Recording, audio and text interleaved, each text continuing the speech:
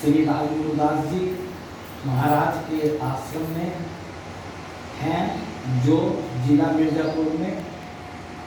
मिर्ज़ापुर से लगभग 60 किलोमीटर दूर वीरपुर ग्राम में स्थित है। और ये मुख्य सड़क से करीब 1 किलोमीटर अंदर है।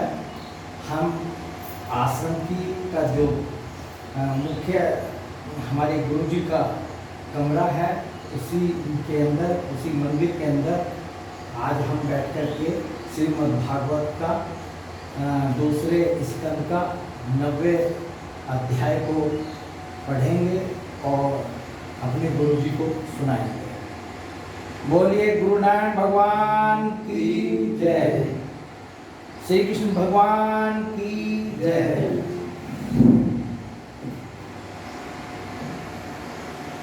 इस अध्याय में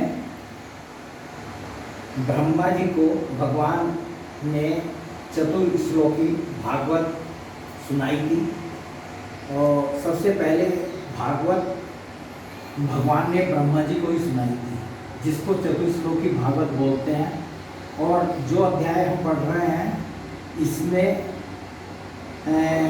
भगवत धाम का, जो भगवान का वैकुंठ धाम है, उसका भी भगवान ने जो है ब्रह्मा जी को दर्शन कराया था, उसका भी बहुत सुंदर इसमें वर्णन है। तो ये अध्याय हम शुरू कर रहे हैं और बीच में यदि कुछ आवश्यकता होगी तो मैं बोलूँगा। 9वां अध्याय स्कंद 2, ब्रह्मा जी का भगवत धाम दर्शन और भगवान के द्वारा उन्हें चतुश्लोकी भागवत का उपदेश। श्री सुखदेव जी ने कहा, परीक्षित, जैसे स्वप्न में देखे जाने वाले पदार्थों के साथ उसे देखने वाले का कोई संबंध नहीं होता, वैसे ही देह आदि से अतीत अनुभव स्वरूप आत्मा का माया के बिना दृश्य पदार्थों के साथ कोई संबंध नहीं हो सकता। विविध रूप वाली माया के कारण वह विविध रूप वाला प्रतीत होता है, और जब उसके गुणों में रम जाता है तब यह मैं हूँ, यह मेरा है, इस प्रकार मानने लगता है। किंतु जब यह गुणों को क्षुब्ध करने वाले काल और मोह उत्पन्न करने वाली माया, इन दोनों से परे अपने अनंत स्वरूप में मोह रहित होकर रमन करने लगता है, आत्मा राम हो जाता है, तब यह मैं मेरा का भाव छोड़कर पूर्ण उदासीन गुणातीत हो जाता है। ब्रह्मा जी की निष्कपट तपस्या से प्रसन्न होकर भगवान ने उन्हें अपने रूप का दर्शन कराया और आत्म तत्व के ज्ञान के लिए उन्हें परम सत्य परमार्थ वस्तु का उपदेश किया। वही बात मैं तुम्हें सुनाता हूँ।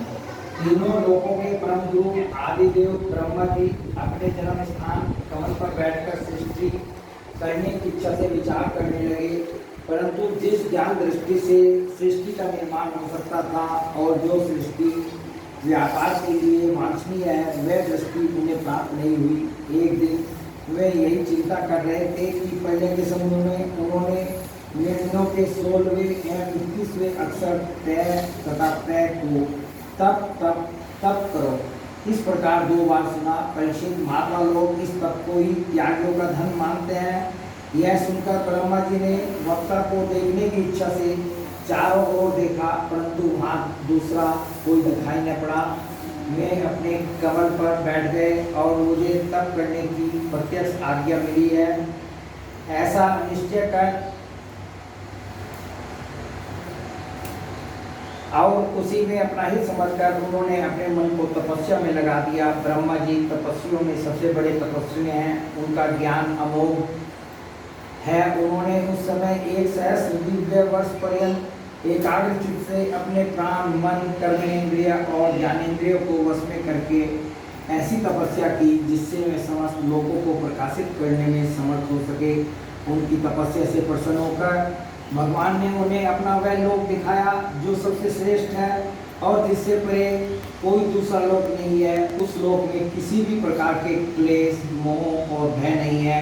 उन्हें कभी एक बार भी उसके दर्शन का सौभाग्य प्राप्त हुआ है। वे देवता बार बार उसकी स्तुति करते रहते हैं। वहाँ रजोगुण, तमोगुण और उनसे मिला हुआ सद्गुण भी नहीं है।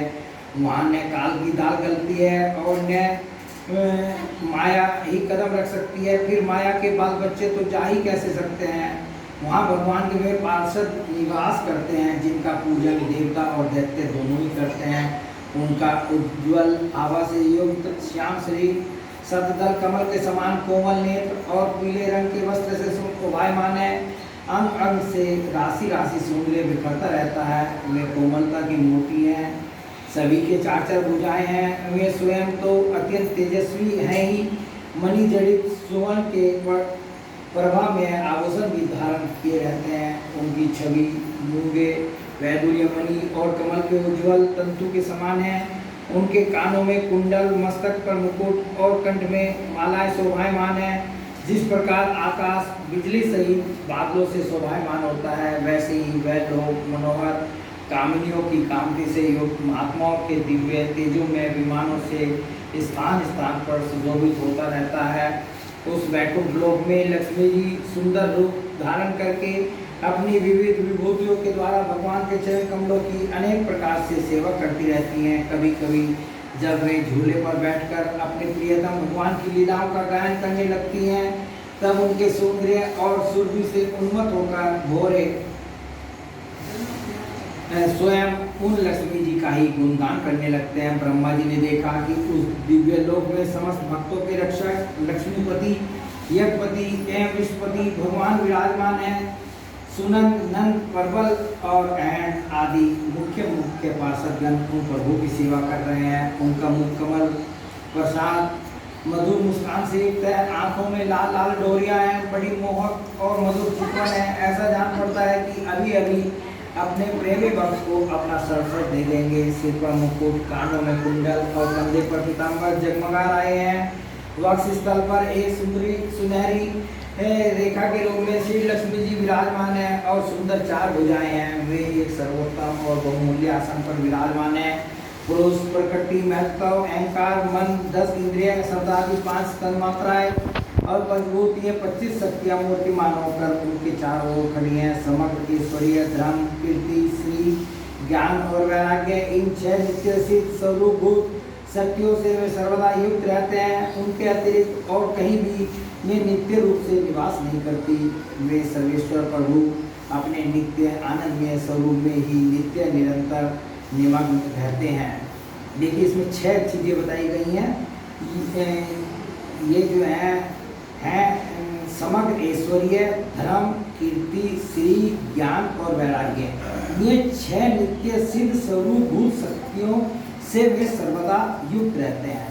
ये भगवान जो है मतलब जो है इनसे सर्वदा युक्त रहते हैं। उनके अतिरिक्त और कहीं भी ये नित्य रूप से निवास नहीं करती। वे सर्वेश्वर प्रभु अपने नित्य आनंदमय स्वरूप में ही नित्य निरंतर निमग्न रहते हैं।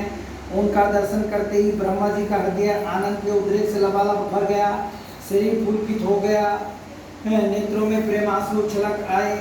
ब्रह्मा जी ने भगवान के उन चरण कमलों में जो परमहंसों के निवृत्ति मार्ग से प्राप्त हो सकते हैं सिर झुकाकर प्रणाम किया। ब्रह्मा जी के प्यारे भगवान अपने प्रिय ब्रह्मा को प्रेम और दर्शन के आनंद में निमग्न शरणागत तथा प्रजा सृष्टि के लिए आदेश देने के योग्य देखकर बहुत प्रसन्न हुए। उन्होंने ब्रह्मा जी से हाथ मिलाया तथा मंद मुस्कान से अलंकृत वाणी में कहा, श्री भगवान ने कहा, देखिए यहाँ जो ये कहा कि ब्रह्मा जी से हाथ मिलाया, ये श्रीमद् भागवत में जो है यहीं पर ही आया है कि भगवान ने साक्षात जो है प्रकट होकर के ब्रह्मा जी से हाथ मिलाया। श्री भगवान ने कहा, ब्रह्मा जी तुम्हारे हृदय में तो समस्त वेदों का ज्ञान विद्यमान है। तुमने सृष्टि रचना की इच्छा से चिरकाल तक तपस्या करके मुझे भलीभांति संतुष्ट कर दिया है। मन में कपट रखकर योग साधन करने वाले मुझे कभी प्रसन्न नहीं कर सकते। तुम्हारा कल्याण हो, तुम्हारी जो अभिलाषा हो वही वर मुझसे मांग लो, क्योंकि मैं मुँह मांगी वस्तु देने में समर्थ हूँ। ब्रह्मा जी जीव के समस्त कल्याणकारी साधनों का विश्राम प्रियावसान मेरे दर्शन ही है। तुमने मुझे बिना देखे ही उस शून्य जल में मेरी वाणी सुनकर इतनी घोर तपस्या की है। इसी से मेरी इच्छा से तुम्हें मेरे लोक का दर्शन हुआ है। तुम उस समय सृष्टि रचना का काम करने में कर्तव्य विमुख हो रहे थे, इसी से मैंने तुम्हें तपस्या करने की आज्ञा दी थी। क्योंकि निस्वार्थ तपस्या मेरा हृदय है और मैं स्वयं तपस्या का आत्मा हूँ। मैं तपस्या से इस संसार में सृष्टि करता हूँ तपस्या से ही इसका मैं धारण पोषण करता हूँ और फिर तपस्या से ही इसे अपने लोक में लीन कर लेता हूँ। तपस्या मेरी एक दुर्लभ शक्ति है। ब्रह्मा जी ने कहा, भगवान आप समस्त प्राणियों के अंतःकरण में साक्षी रूप से विराजमान रहते हैं। आप अपने अप्रतिहत ज्ञान से यह जानते ही हैं कि मैं क्या करना चाहता हूँ।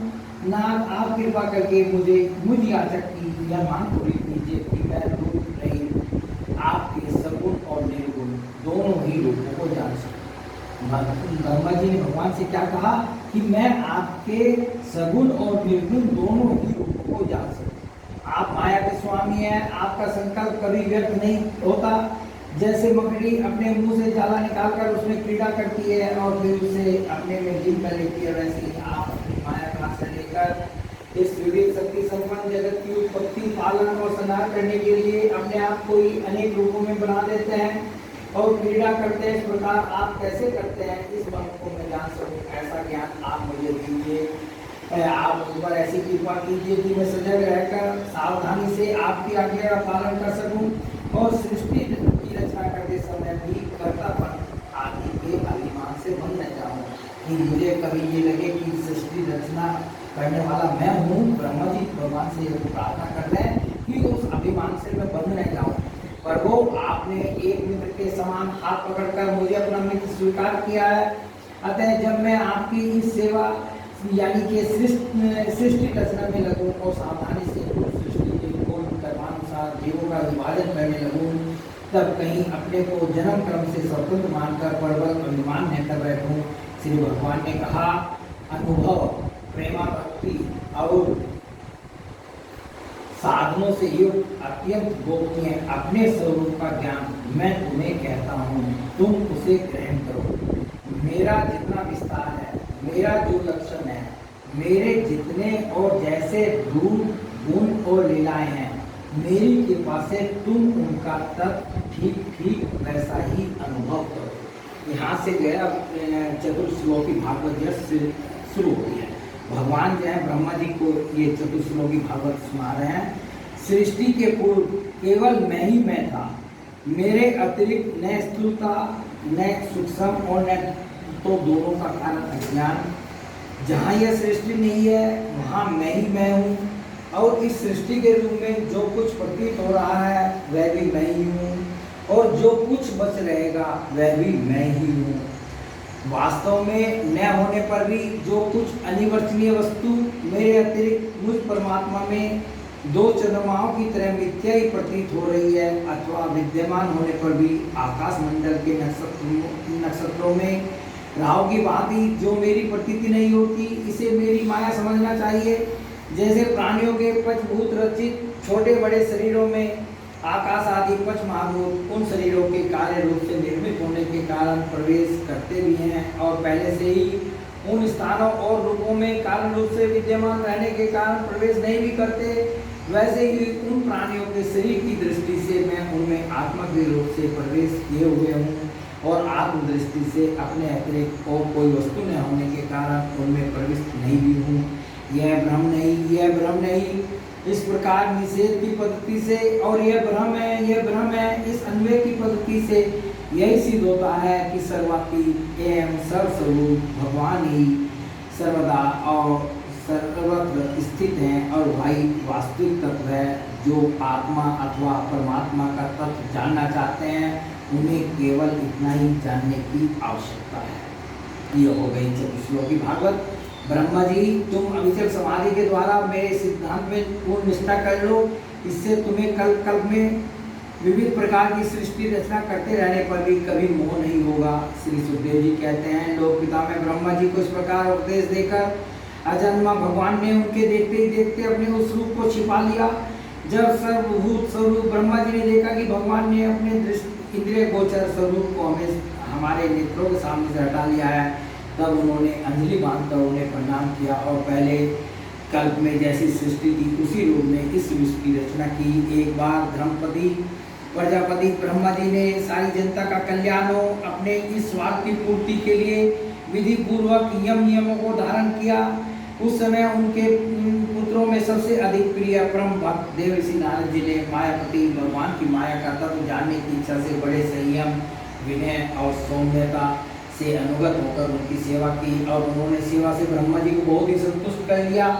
वैसे जब देव ऋषि नारद ने देखा कि मेरे लोक पिता में पिताजी मुझ पर प्रसन्न है, तब उन्होंने उनसे यही प्रश्न किया जो तुम मुझसे कर रहे हो। उनके प्रश्न से ब्रह्मा जी और भी प्रसन्न हुए और फिर उन्होंने यह 10 लक्षण वाला भागवत पुराण अपने पुत्र नारद को सुनाया, जिसका स्वयं भगवान ने उन्हें उपदेश किया था। ब्रह्मा जी ने सबसे पहले जब श्लोकी भागवत भगवान ने ब्रह्मा जी को सुनाई और ब्रह्मा जी ने जो है दूसरे नंबर पर जो भागवत है वो अपने पुत्र नारद जी को सुनाई थी। परीक्षित, जिस समय मेरे परम तेजस्वी पिता सरस्वती के तट पर बैठकर परमात्मा के ध्यान में मग्न थे, उस समय देव ऋषि नारद जी ने वही भागवत उन्हें सुनाया। और तीसरे नंबर पर जो भागवत है वो देव ऋषि नारद जी ने व्यास जी को सुनाई थी, सुखदेव जी के पिताजी को। तुमने मुझसे जो यह प्रश्न किया है कि विराट पुरुष से इस जगत की उत्पत्ति कैसे हुई, तथा दूसरे भी जो बहुत से प्रश्न किए हैं, उन सब का उत्तर मैं उसी भागवत पुराण के रूप में देता हूँ। और यहाँ से आगे जो है 10 लक्षण वाली भागवत शुरू होती है और 10 लक्षणों का 10वें अध्याय में वर्णन है और बाकी भागवत आप समझते ही हैं, सुनते ही हैं। और कल यहाँ पर हमने अपने गुरु आश्रम में गुरु पूर्णिमा का पर्व जो है 3 जुलाई 2023 को मनाया। सब लोग, सब गुरु भाई और यहाँ की सब जनता इकट्ठी हुई थी। सब बहुत अच्छे से कार्यक्रम हुआ और सब लोग आनंद गए। सब ने प्रसाद प्राप्त किया।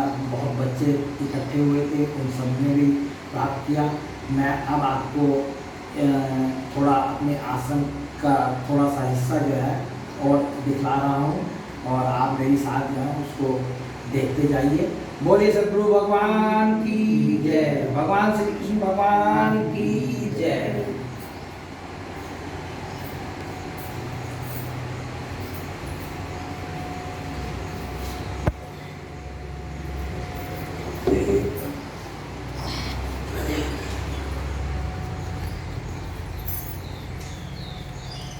ये हमारे गुरु नारायण की संक्षिप्त जीवनी लिखी हुई है आश्रम में, एक भक्त द्वारा लिखवाई गई थी और लगवाई गई थी। इसको आप चाहें तो देख सकते हैं, पढ़ सकते हैं। और इधर हमारे गुरु नारायण अक्सर जो बातें अपने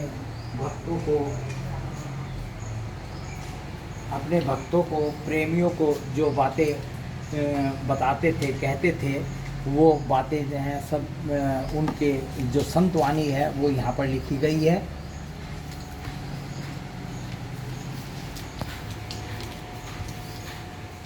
ये हमारे गुरु जी का मचान है। इसी पर जो है वे बैठते थे और सोते भी थे। और ये छतरी जो है बाद में पहले फूस की छतरी हुआ करती थी, वो जो ख़राब हो गई थी, उसकी जगह जो है अब ये भक्तों ने जो है लोहे की छतरी लगाई है। ये हमारे गुरु जी की समाधि के अवशेष जो हैं इस समाधि स्थल पर जो है उनके अवशेष जो है गाड़े गए थे।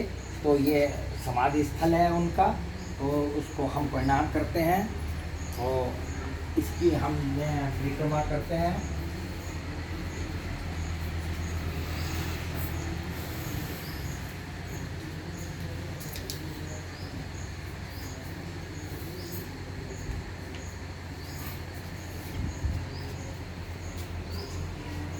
ये आश्रम की रसोई है।